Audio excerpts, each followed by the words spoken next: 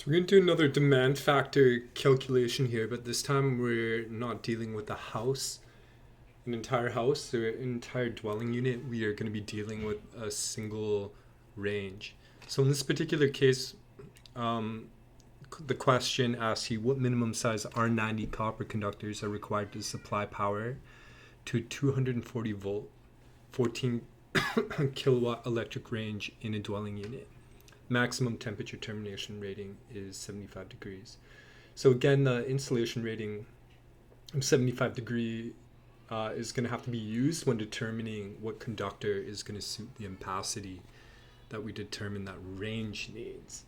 So we've got to keep that in mind.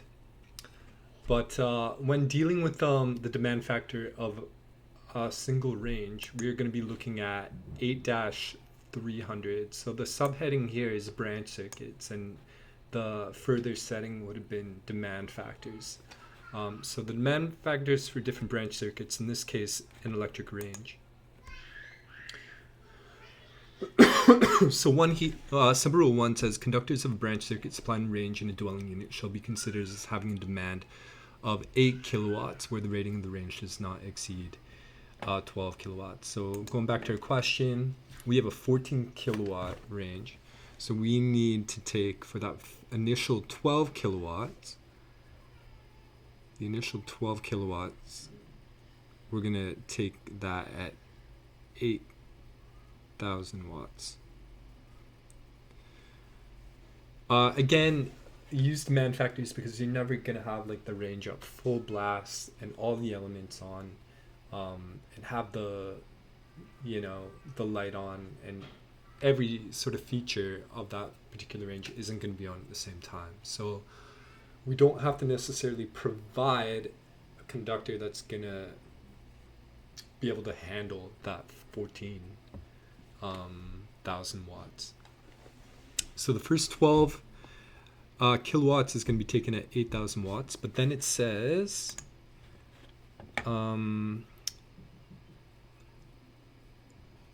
or 8 kilowatts plus 40% of the amount by which the rating of the range exceeds 12 kilowatts. So we got a 14 kilowatt range which exceeds 12 kilowatts by 2,000.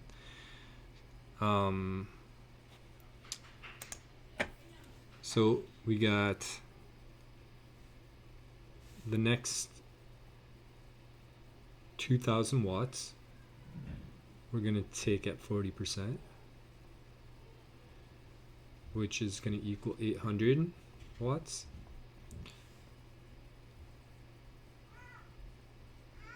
So that range now, even though it's 14,000 kilowatts, we're only going to take it at 8,800 watts. Now we know that it's 240 volt, so all we got to use is Watt's law. Power equals voltage times current, and we're solving for current, so we just got to transpose that. So I equals P over E. So we divide that 8,800 by 240, which is going to give us the current that we need for this calculation. So 8,800 divided by 240 gives us 36.6 amps. Okay, so that's a current that we need. Now we got to figure out what our conductor size is. So we're running this in a cable and we're dealing with copper. So we got to go to table 2. Go back up to table 2 in our code book. That gives us the ampacities of copper conductors run in a cable or raceway. So we need one that's going to suit the 36.6 amps.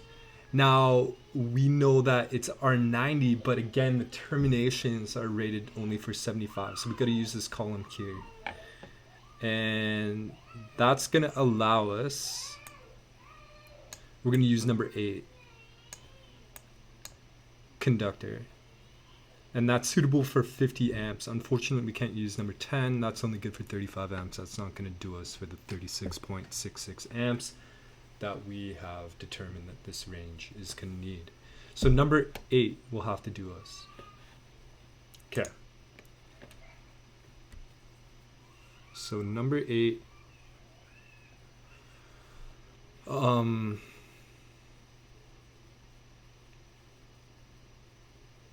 yeah, and that's, I guess that's the answer to the question. So number 8 AWG copper conductors is what we're going to need for this particular range. And we used AWG, and we used rule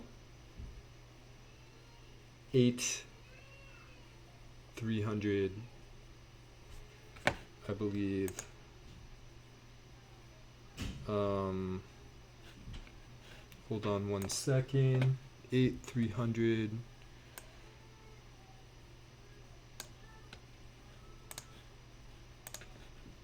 Sub rule 1. And that's the demand factor for branch circuits, in this case the range.